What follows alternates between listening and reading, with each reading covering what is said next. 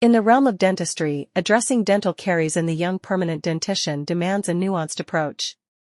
This lecture offers a focused exploration of operative treatment strategies tailored for this demographic. We begin by examining the critical process of assessing caries risk and making informed treatment decisions. Next, we navigate through the diagnostic intricacies, distinguishing primary from recurrent caries and assessing lesion severity. The lecture then delves into preventive measures, emphasizing the importance of fissure sealants and identifying candidates who stand to benefit the most. Practical insights into clinical techniques will be provided. Subsequently, we explore a spectrum of treatment options, ranging from conservative approaches for anterior and occlusal caries to extensive restorations for deep lesions. Extraction considerations and alternative treatments for challenging cases, such as hypomineralized or hypoplastic first permanent molars, will be discussed. Innovative techniques, including preformed metal crowns and alternatives to conventional cavity preparation like aerabrasion and chemomechanical caries removal, will be highlighted. Additionally, adjunctive therapies such as ozone and lasers in dentistry will be explored for their potential in enhancing treatment outcomes. Lastly, the lecture addresses the management of rampant caries, emphasizing the urgency of intervention to prevent further deterioration of dental health. By the end of this concise exploration, participants will be equipped with practical knowledge and skills to effectively manage dental caries in the young permanent dentition.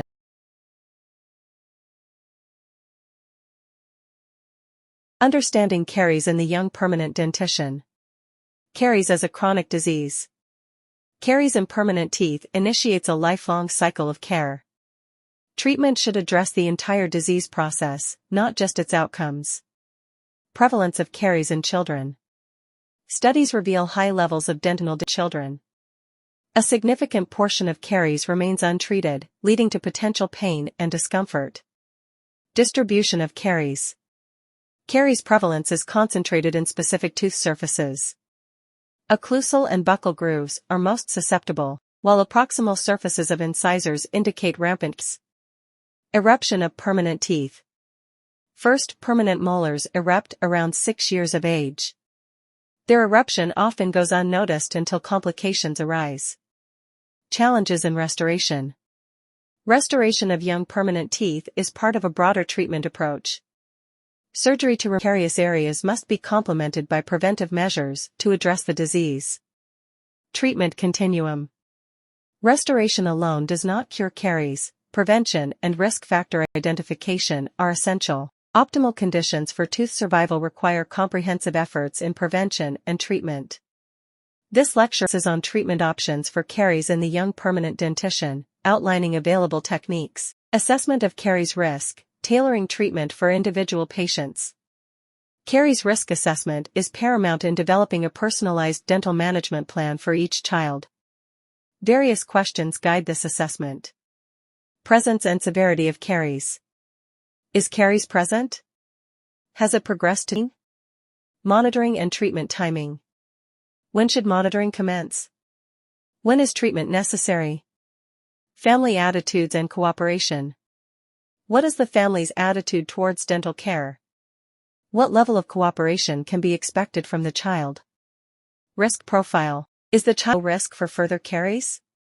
Or are they at high risk for developing additional caries? Caries risk assessment aims to align diagnostic tests, preventive treatments, and restorations with the individual needs of each patient. Key factors to consider include current and past caries activity. Assessing the current and historical activity of caries. Family history. Evaluating the caries history of parents and siblings. Dietary habits. Examining sugar consumption from food and beverages. Oral hygiene practices. Reviewing the child's oral hygiene regimen. Fluoride exposure. Understanding the level of fluoride intake from sources. Tooth morphology. Considering the shape and structure of the child's teeth. Bacterial levels. Assessing Streptococcus mutans levels in the oral cavity. Saliva characteristics. Examining saliva flow rate and consistency.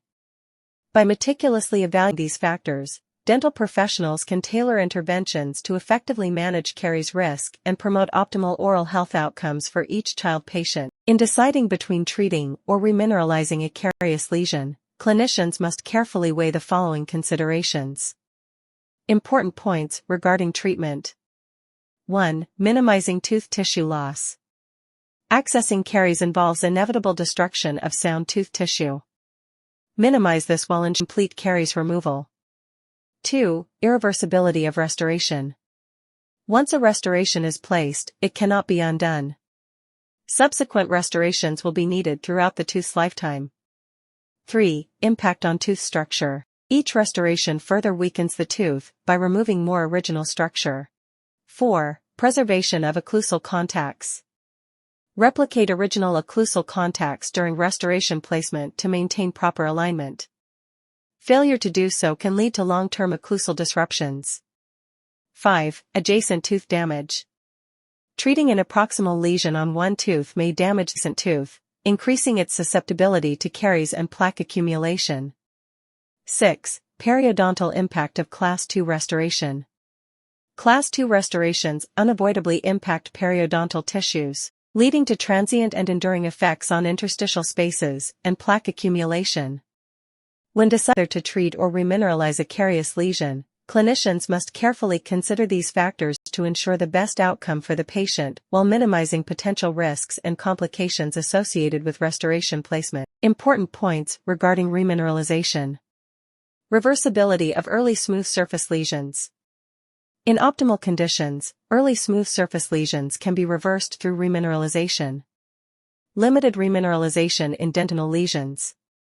There is minimal evidence to suggest remineralization occurs in lesions already extending into dentine.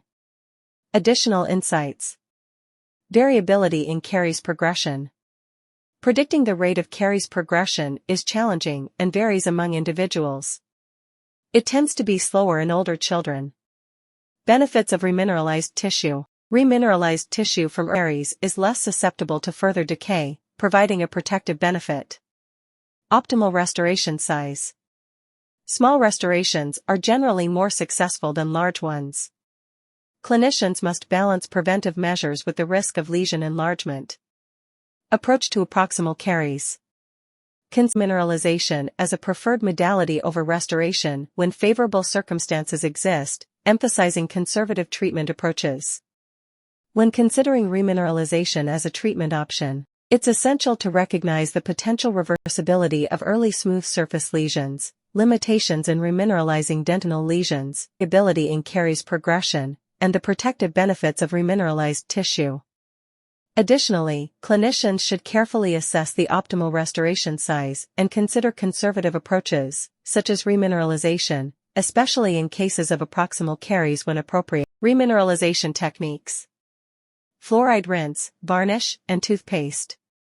Fluoride-based products, including rinses, varnishes, and toothpaste, help remineralize enamel and prevent further decay by enhancing fluoride uptake and promoting enamel strengthening. Chlorhexidine varnish. Chlorhexidine varnish is an antimicrobial agent that can be used in conjunction with fluoride treatments to inhibit bacterial growth and promote remineralization, particularly in high-risk patients.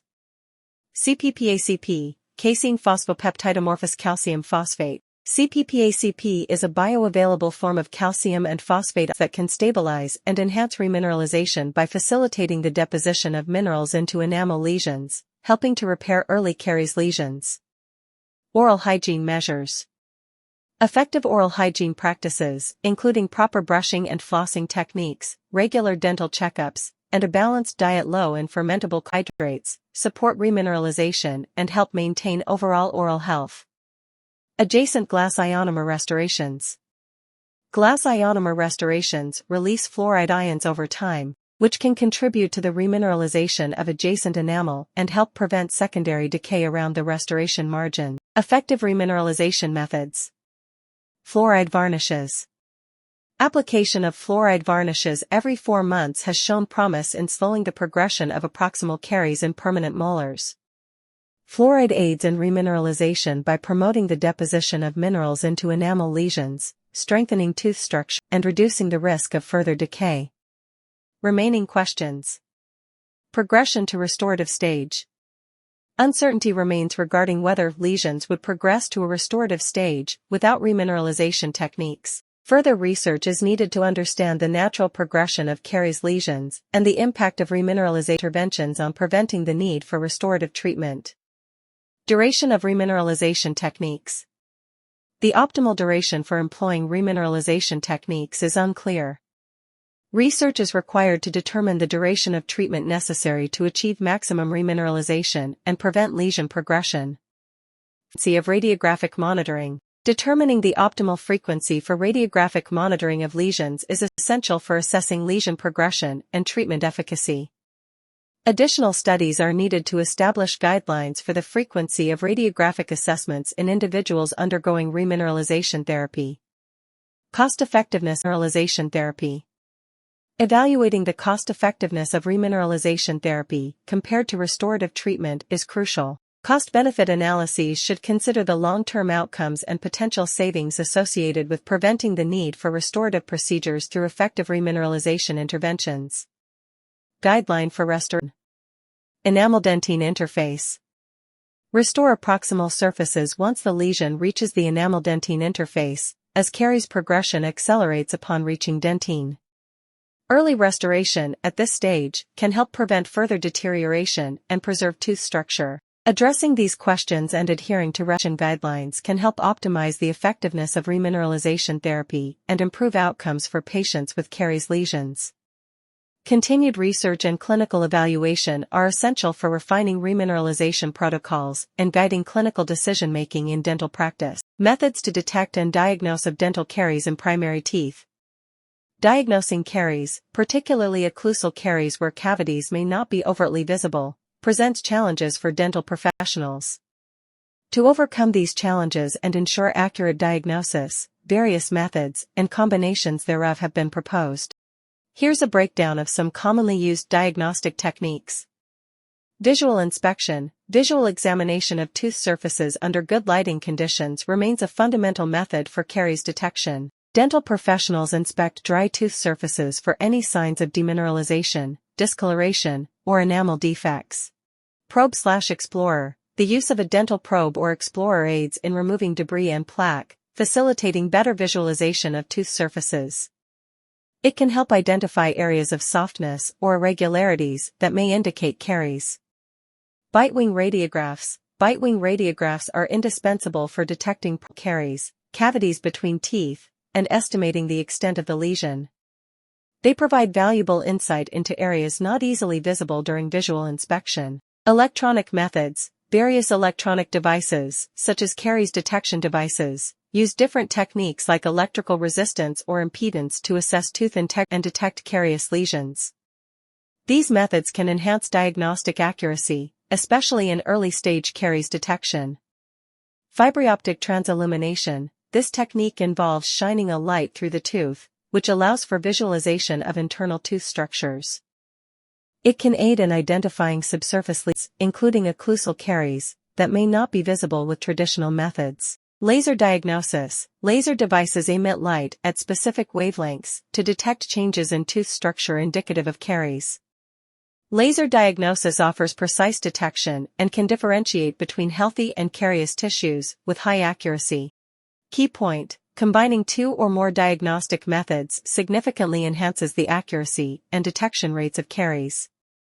For example, integrating visual inspection with bitewing radiographs or using electronic methods alongside fiberoptic transillumination can provide a comprehensive assessment of a patient's dental health. By leveraging multiple diagnostic tools, dental professionals can identify carious lesions at various stages of development and tailor treatment plans accordingly, leading to improved patient outcomes and long-term oral health. Equipment and examination. Basic equipment. Adequate lighting. Proper lighting ensures clear visibility during examination, aiding in the detection of carious lesions and other dental abnormalities. Compressed air. Air drying helps in removing moisture from the tooth surface, allowing for better visualization of lesions. Dental mirror. Mirrors enable the dental practitioner to view tooth surfaces that are not easily accessible, such as the lingual surfaces of anterior teeth. Blunt/ball-ended probe. A probe with a rounded tip is used to detect surface irregularities and soft spots indicative of carious lesions. Probe considerations. Avoid sharp probes. Sharp probes are contraindicated due to several reasons. Lack of diagnostic improvement. Sharp probes may not provide additional diagnostic information compared to blunt probes. Potential enamel matrix damage. Sharp probes can cause microtrauma to the enamel matrix, leading to potential enamel damage. Risk of bacterial transfer. Sharp probes pose a risk of transferring cariogenic bacteria from one tooth to another, potentially contributing to the spread of dental caries. Teeth preparation for examination. Drying. Drying the teeth is essential for identifying early lesions, as moisture can obscure visual examination finds.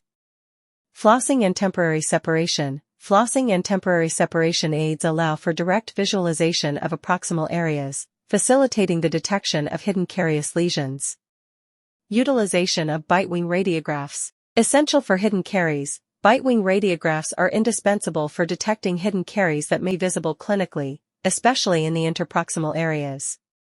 Benefits. Bite-wing radiographs provide valuable information for estimating lesion extent, monitoring lesion progression, and guiding treatment planning. Diagnosis considerations. Determining demineralization presence. The operator must the presence of demineralization and evaluate lesion depth and activity rate. Quantitative assessment methods. Techniques such as electrical conductance and laser fluorescence provide quantitative data that can aid in assessing lesion progression and determining the need for intervention. Detecting recurrent caries is crucial for maintaining optimal oral health and preserving tooth structure. Visual examination and radiographs remain primary methods for identifying these lesions. Here are the key considerations for detecting and managing recurrent caries. Characteristics of recurrent caries. Recurrent caries often appear at the gingival margins of Class II restorations, where plaque accumulation and bacterial activity are common. Over time, the appearance of the restoration may deteriorate, necessitating careful inspection under optimal lighting conditions to detect changes indicative of recurrent caries. Differentiating recurrent lesions. Distinguishing recurrent caries from stained margins on resin-based composite restorations is crucial. Stained margins may not necessarily indicate caries activity. Alternatives to whole restoration replacement, such as polishing or exploratory preparations adjacent to the lesion, may be preferable, especially if the carious lesion is localized. Key point. Repair and refurbishing of lesions are preferred over whole restoration replacement whenever possible to preserve tooth structure. Accurate detection and differentiation of recurrent caries are essential for appropriate management. This approach ensures minimum intervention while effectively addressing caries activity, thereby maintaining optimal oral health. Fissure sealants in caries prevention. Introduction to fissure sealants. Fissure sealants are protective coatings applied to tooth pits and fissures to prevent dental caries. They are considered integral to caries prevention and treatment strategies, especially for occlusal surfaces of permanent molars. Challenge fissures. Limited access for cleaning. Toothbrush bristles cannot adequately clean narrow fissures, allowing microorganisms to remain undisturbed and leading to caries development. Susceptibility during eruption. During eruption, typically 12 to 18 months, teeth are highly susceptible to stagnation and fissures, necessitating extra oral hygiene support to prevent caries. Key point. Resin-based sealants recommended. Sealing fissures with resin-based sealants is recommended to effectively prevent occlusal surface caries in permanent molars. Lesion formation and detection. Caries initiation. Caries initiation typically begins at the entrance to fissures, with subsurface demineralization being the initial stage. Demineralized enamel appears more porous clinically and radiographically. Detection strategies. The tooth surface facilitates the identification of early white spots indicative of demineralization. Initial lesions may spread laterally, making extensive destruction beneath the surface challenging to detect. Management approaches. Remineralization challenges. Remineralization of occlusal lesions can be challenging due to the inaccessible nature of fissures. Preventive measures. Fissure sealing, fluoride varnish application every 6 months, and fluoride rinses are effective strategies to stabilize and retard occlusal caries progression. Key points. Effectiveness of fissure sealants. Sealants effectively reduce caries incidence, but require careful monitoring to ensure long-term efficacy. Reduction in caries risk. Pooled estimates for resin-based sealants on permanent first molars show a significant reduction in caries risk. Long-term benefits. Long-term studies demonstrate a reduction in decay on sealed biting surfaces compared to unsealed teeth, identifying beneficiaries of fissure sealants. Main beneficiaries include children and young people with health impairments. Individuals at risk due to oral disease or the need for dental treatment should receive consideration for sealants on all susceptible sites. Children with caries in primary teeth. Seal all susceptible sites on permanent teeth in children with caries in their primary teeth, DMFS greater than or equal to 2, to prevent further decay. Preventive sealing of molars. Seal the occlusal surfaces of all permanent molars, especially if occlusal caries affects one molar, to prevent future decay. Deeply fissured surfaces. Seal surfaces with deep fissures, considering their anatomy and susceptibility to caries development. High-risk individuals. Seal all at-risk sites where potential risk factors such as diet or oral hygiene indicate a high risk of caries development.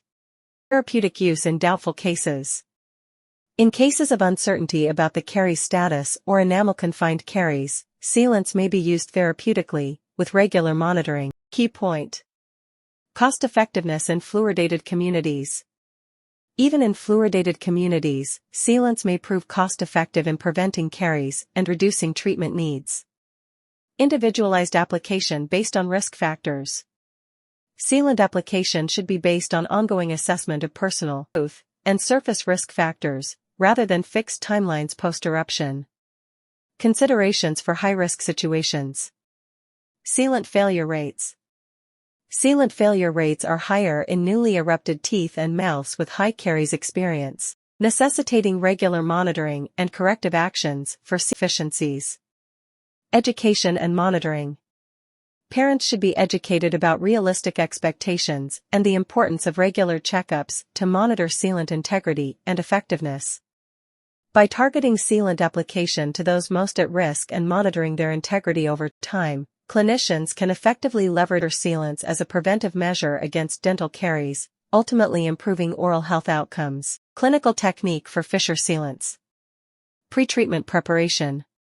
Tooth cleaning, pumice, rotary brushes, or dry brushing can prepare the tooth surface effectively. Etching, phosphoric acid, 35 to 37.5%, is commonly used for etching, but salivary contamination must be avoided to maintain bond strength.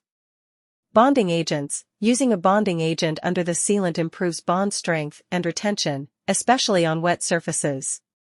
Self-etching primer. Adhesive systems offer time-saving advantages, but may not provide superior retention compared to conventional methods. Application and retention.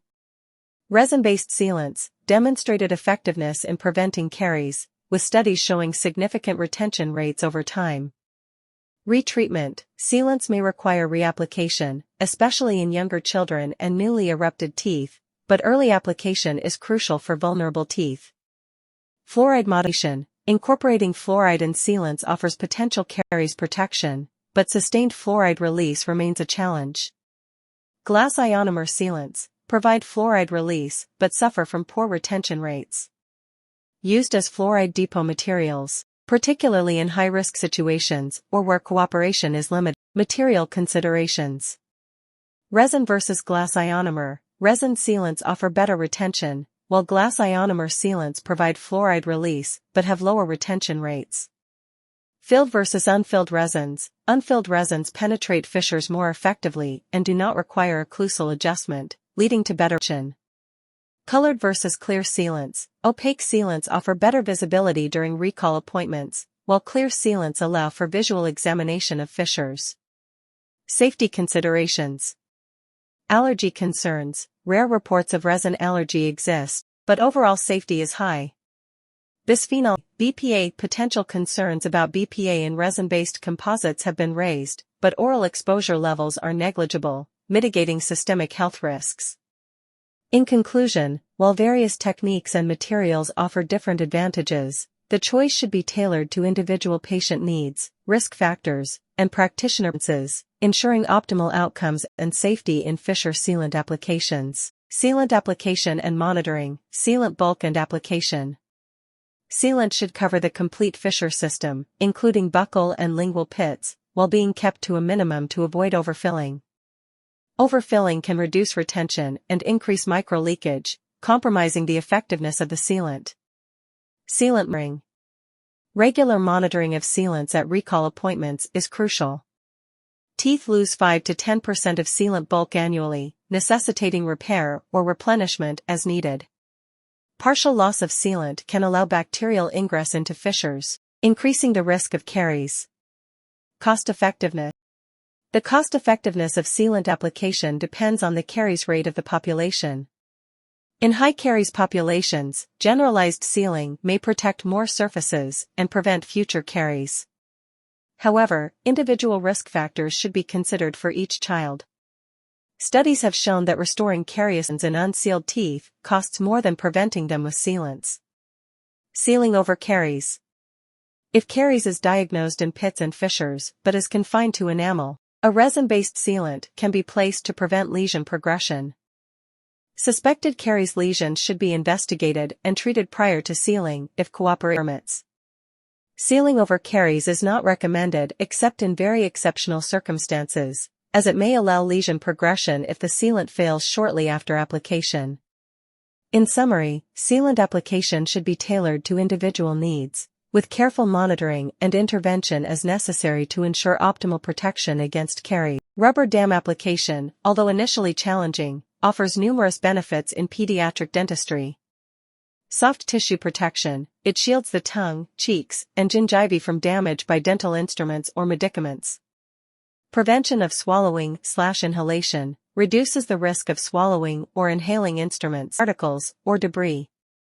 Control of salivary aerosol, makes it easier to manage salivary aerosol produced by high-speed rotary instruments, lowering the risk of infection for dental staff. Enhanced inhalation sedation, when used with inhalation sedation, it minimizes mouth breathing, reducing the amount of nitrous oxide and decreasing environmental exposure. Psychological comfort, can make the child feel isolated from the treatment, fostering relaxation and coping. Optimal dry field, provides the best possible dry environment, crucial for materials requiring moisture control.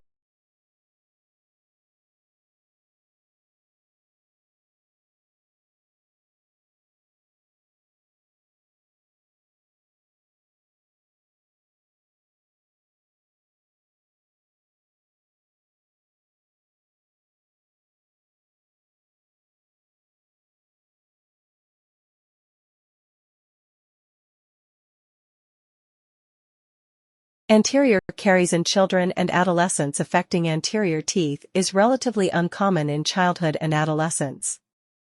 It typically arises due to defects in tooth formation leading to plaque accumulation or in cases of rampant caries caused by excessive sugar intake overwhelming the dentition. Restorative material choice. The preferred material for restoring anterior teeth is composite resin. Composite resin offers excellent aesthetic results and is suitable for patients affected by trauma or seeking cosmetic solutions. In cases of Class 3 cavities caused by normal caries, composite restoration is the material of choice. However, for patients with rampant caries, interim restoration with glass ionomer may be preferable while addressing underlying risk factors. Occlusal caries. When diagnosing stained fissures as carious lesions extending into dentine, restorative treatment is necessary. Preventive resin restoration. Clinical technique. Administer local analgesia and apply topical anesthetic paste. Apply rubber dam. Small burr in a high-speed handpiece to explore the fissure system, removing enough enamel for access to the caries. Ensure wide access for complete caries removal. Line the cavity with calcium hydroxide if the pulp is close. Some debate exists regarding the necessity of lining these cavities. Etch, wash, and dry the cavity. Apply bonding agent. Place the chosen composite or glass ionomer cement. Seal the remaining fissure system with fissure sealant. Check occlusion and make adjustments if needed. Review sealant integrity at routine recall appointments, re-etching if necessary. Materials for Class 1 restorations in young permanent teeth. When caries affects most of the occlusal fissure system, a Class I restoration is necessary. The choice of material depends on the preference of the operator and informed decision-making with the parents. Here are the properties of commonly used materials. 1. Silver amalgam. Properties. Easy to handle. Good durability. Relatively low cost. Reduces microleakage over time. Less technique sensitive compared to tooth-colored materials. Disadvantages. Not aesthetic. Contains mercury, a known poison. Key point. Despite its disadvantages, amalgam remains an effective and durable filling material with a long track record of use in dentistry. It's essential to note that while amalgam offers advantages in terms of handling and durability, its aesthetics and mercury content are significant concerns. However, polishing amalgam restorations can improve their appearance and reduce the need for replacement. Ultimately, the choice of material should consider factors such as aesthetic preferences, patient safety, and longevity of the restoration. 1. Composite resins. Properties. Abrasive where similar to silver amalgam. Excellent color stability compared to earlier materials. Technique sensitivity. Highly technique sensitive. Requires isolation for successful placement. Dentin bonding. Improves strength of restoration. Technique sensitive, adherence to manufacturer's instructions, crucial. Key points.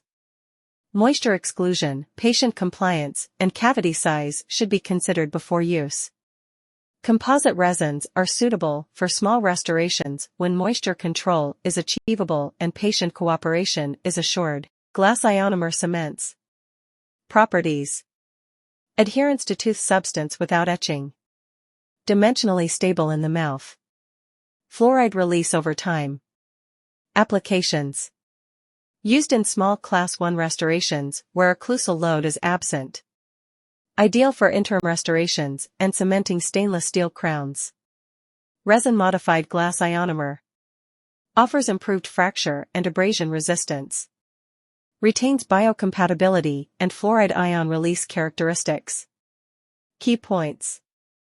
Suitable for situations where strength and fluoride release are needed, but aesthetics can be compromised. Compomers, polyacid modified resin-based composite. Properties. Combination of composite and ionomer. Better aesthetics than glass ionomer. Disadvantages. May suffer from retention loss and gap formation. Key points. Provides some fluoride release, but still requires etching during placement. Not as durable as other materials. Failure of restorations. Common causes. Secondary caries, fracture, marginal deficiencies, wear, postoperative sensitivity. Repair versus replacement. Repair should be considered if recurrent caries is removed and tooth integrity is maintained. Clinical judgment is essential, no established preference between repair and replacement based on current evidence. It's crucial for clinicians to stay informed about the properties and application techniques of different restorative materials to ensure successful outcomes in pediatric dental care, management of approximal caries in children, preventive approach for enamel lesions. Enamel lesions should be managed with remineralization techniques. Fluoride varnish application and close monitoring are recommended. Approximal lesions in enamel only should be treated with fluoride varnish and closely monitored. Sealing of non-cavitated approximal carious lesions. Initial results show promise in reducing the rate of lesion progression compared to fluoride varnish or flossing. Long-term follow-up is needed to assess the effectiveness of this approach. Restorative approach for cavitated lesions. Tooth preparation for Class 2 restoration should be limited to gaining access to the carious dentin. Outline form should include removal of demineralized enamel and unsupported enamel, slot preparation. Amalgam or composite resins can be used for restorations, with composite resins being increasingly preferred. Composite resins may have earlier rates compared to amalgam, and parents should be informed about this. Key points. Damage to surrounding tissues occurs during cavity preparation, potentially increasing the risk of caries on adjacent surfaces. Progression rate of lesions in the inner half of enamel on the mesial surface of first permanent molars relatively fast between ages 6 and 12. Approximately 20% of lesions progress into dentin within a year. Caries progresses faster in dentin than in enamel. Managing approximal caries in children requires a balanced approach considering preventive measures for enamel lesions and appropriate restorative interventions for cavitated lesions, while informing parents about treatment options and potential outcomes. Regular monitoring is essential to assess the progression of lesions and ensure timely intervention. Management of extensive/deep caries in young teeth. Treatment planning considerations. Clinicians must weigh preservation versus extraction issues. Treatment planning should consider the whole person, including diet, oral hygiene, and family factors. Decisions may involve restoration, extraction, or a combination of both. Preservation of incisors and canines with extensive caries should be prioritized whenever possible. Extraction considerations. Extraction of extensively decayed first permanent molars may be considered, especially if there are crowding issues. Careful evaluation of the dentition development and occlusion is crucial before deciding on extraction. Preservation of first permanent molars is important unless there are specific reasons to extract them. Conservative treatment options. Various techniques are used to conserve teeth with deep caries, including indirect pulp capping, pulpotomy, and pulpectomy. Preservation of pulp vitality is essential for ensuring full-length, mature root formation. Root development continues for up to 5 years after eruption, and clinicians should aim to preserve pulp vitality to enable complete root development. Pulp capping, indirect pulp capping. Deep caries may require leaving caries in the deepest part of the lesion to prevent pulp exposure. A biocompatible base is placed over the remaining carious dentine to stimulate healing and repair. It's crucial to completely remove caries from the lateral walls of the cavity to prevent secondary spread. Calcium hydroxide is traditionally used for indirect pulp capping, but adhesive resins and glass ionomer cements are alternatives. The pulp must be well isolated from the oral environment to prevent bacterial contamination. Studies have shown successful outcomes with indirect pulp capping, with most remaining carious dentine remineralizing without progression. Direct pulp capping. Used when a small exposure occurs during cavity preparation to preserve pulp vitality. Traditionally, calcium hydroxide has been used, but mineral trioxide aggregate, MTA, has shown promising results. Direct pulp capping should only be used if partial pulpotomy is not feasible, as it has lower success rates in traumatic exposures. Partial pulpotomy.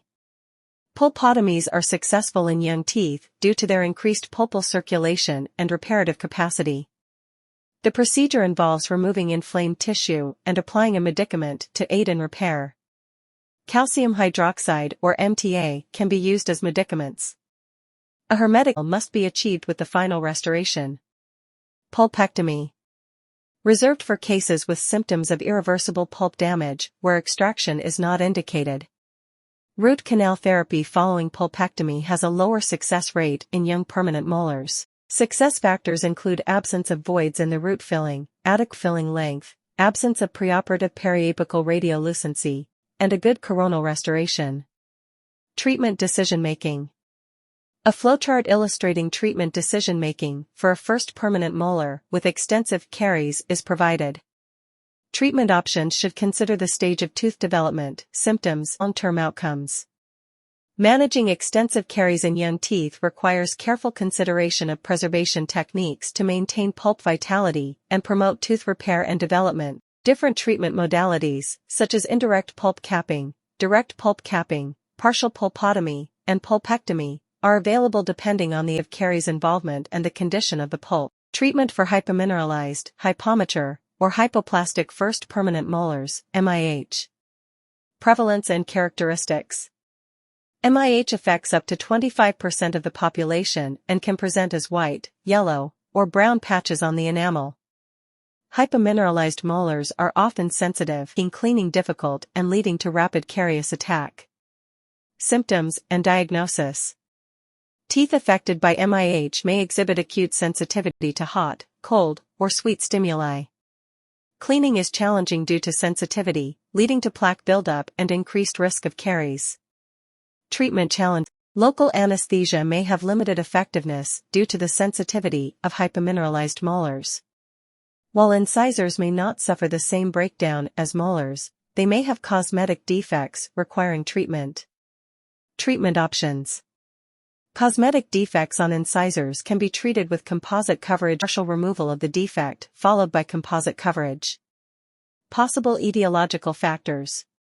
Asthma, pneumonia, upper respiratory tract infections, otitis media, tonsillitis, antibiotics, dioxins in mother's milk, problems in pregnancy, and chickenpox at age less than 3 years are reported possible factors.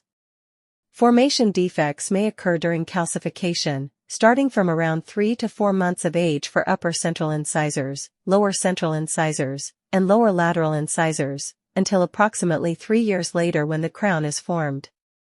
MIH presents unique challenges due to its rapid enamel down and sensitivity.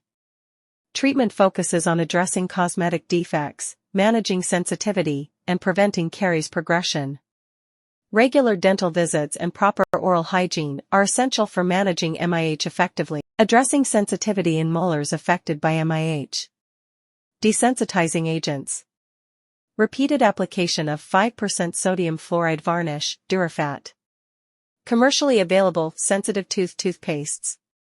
Daily use of 0.4% stannous fluoride gels. CPP, casein phosphopeptidomorphous calcium phosphate. Fissure sealants. Useful for small affected areas with intact enamel.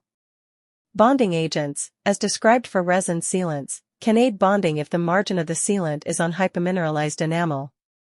Application of bonding agents may also reduce sensitivity in affected teeth. 3. Considerations for restoration. Monitor fissure sealants carefully for margin breakdown. Restoration may be required if breakdown occurs. Decide whether to maintain the tooth or consider extraction as part of a longer-term orthodontic plan. Majer et al. 2005 found that planned extraction of affected molars may avoid long-term restorative problems, with space closure being acceptable in most cases. Temporization. If extraction is planned, temporization may be necessary to alleviate discomfort due to sensitivity. Hypomineralized molars are difficult to anesthetize. Sensitivity may persist even with normal levels of analgesic agents. Credibility should be given to the child's complaints of pain or discomfort during treatment to prevent increasing anxiety in successive treatments. Restoration options. Hypomineralized molars with surface breakdown involving one or more cusps may require restorations with greater coverage. Options include stainless steel crowns or cast adhesive copings, providing satisfactory coverage and protection. Advantages of stainless steel crowns. Single visit placement. Quick and simple procedure. Total reduction of sensitivity due to complete tooth coverage.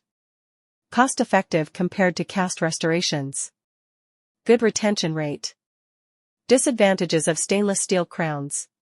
Requires more tooth preparation compared to cast restorations.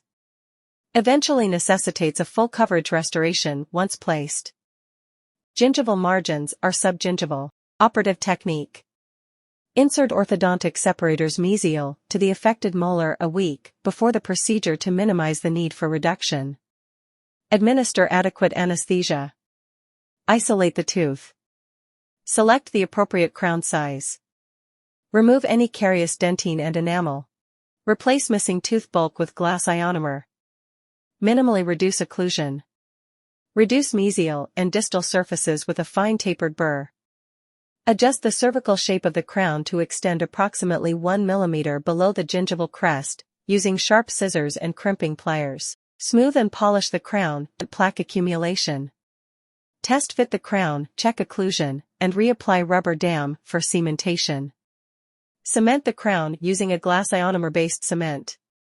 Carefully remove excess cement with an explorer and floss, and recheck occlusion. Advantages of cast adhesive copings.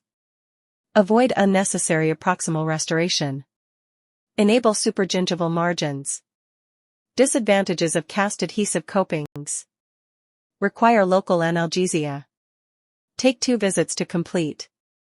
More expensive technique. Technique, visit 1. Administer local analgesia. Apply rubber dam. Remove any carious or softened enamel. Retract gingiva with cords.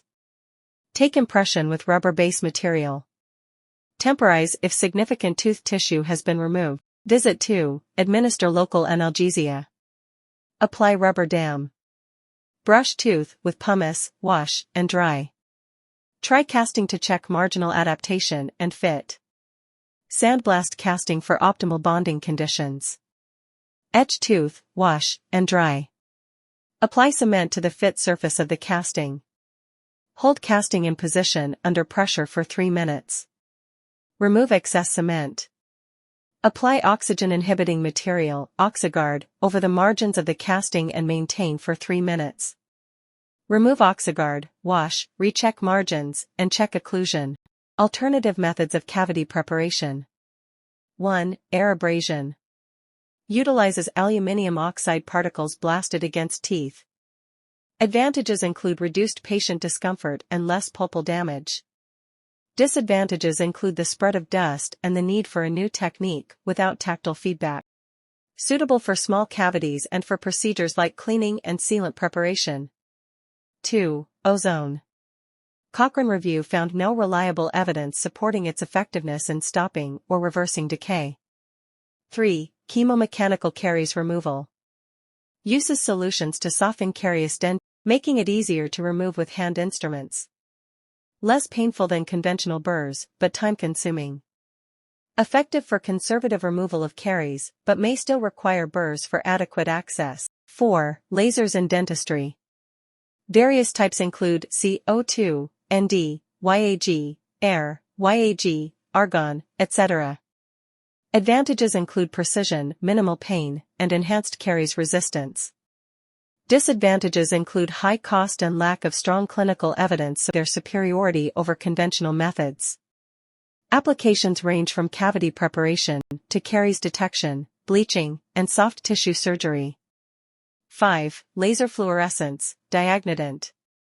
Can detect lesions, but may overscore them and cannot differentiate between caries and hypomineralization.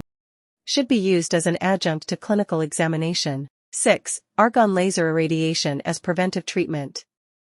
Shows promise in increasing enamel surface microhardness and caries resistance. Further research is needed to validate its long-term effects. 7. Resin curing with lasers.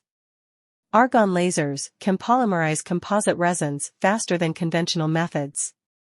May improve enamel resistance to cariogenic challenges. 8. Laser bleaching. Limited evidence, CO2 lasers not recommended due to concerns about pulpal C. Argon lasers may produce a lower temperature rise and could be acceptable. 9. Enamel etching.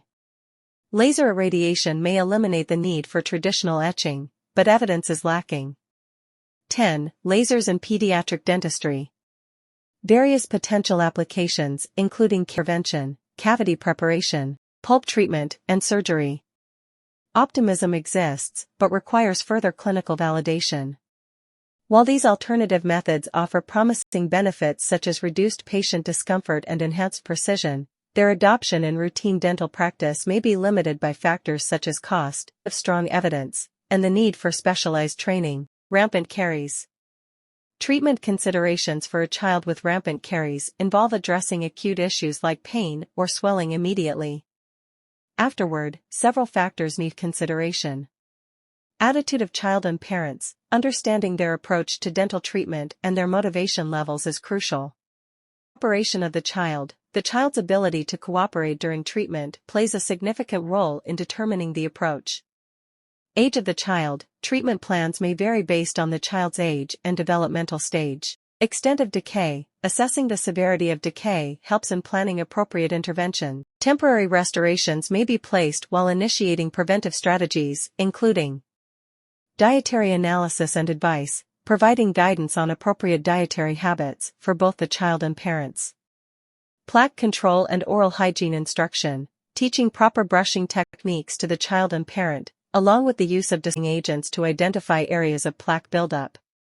Fluoride therapy, utilizing fluoride toothpaste, mouth rinses, and varnish applications at regular intervals. Fissure sealants, applying sealants to protect susceptible teeth from decay. Regular recall visits, scheduling routine follow-up appointments to monitor and intervene as necessary. Once the caries is under control and preventive measures are established, definitive restorative treatment can begin.